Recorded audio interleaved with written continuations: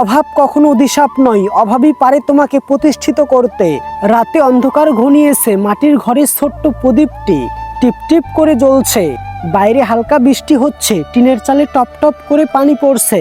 শীতের রাত, কিন্তু সেই ঘরে নেই কোনো মোটা কম্বল, নেই কোনো নরম বিছানা, নেই কোনো মোটা কাপড় চোপড়।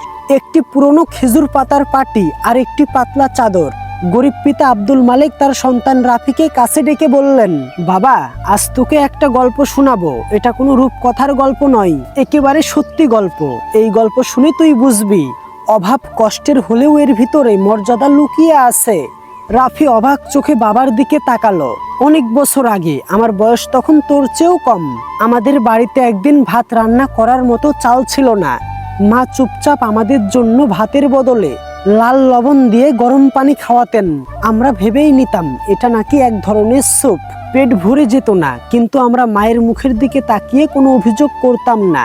আমার বাবার হাতে কোনো কাজ থাকতো না, সকাল থেকে তিনি সন্ধ্যা পর্যন্ত ক্ষেত মজুরের খোঁজে ঘুরতেন। অনেক সময় ফেরত আসতেন খালি হাতে। তখন মা আমাদেরকে বলতো, অভাব লজ্জার নয়, বরং চুরি করলে লজ্জা। অভাব সহ্য করতে পারলে তোর মাথা কখনো নিচু হবে না। সেই কথা আজও আমার মনে আছে। একদিন এক ধনী লোক আমাদের বাড়িতে এলেন। তিনি আমাকে বললেন, তুই আমাদের বাগানে কাজ করবি, কিন্তু শর্ত হলো বাগানের ফল যদি তোর চোখে পড়ে তাহলে তুই সেটা চুরি করে খেতে পারবি না। আমি তখন ক্ষুধাই কাতর, 2 দিন ভাত খাইনি। তবুও বাবার শিক্ষা মনে রেখে ফলের দিকে তাকিয়েও খাইনি। ধনী লোকটা দেখে অবাক হলো। এরপরে আমাকে ডেকে বলল, তুই অভাবী হলেও তোর সততা ধরে রেখেছিস, আমি তোকে আমার দোকানে কাজ দেব। সেই সততার কারণেই আমি ধীরে ধীরে একটু দাঁড়াতে পেরেছিলাম।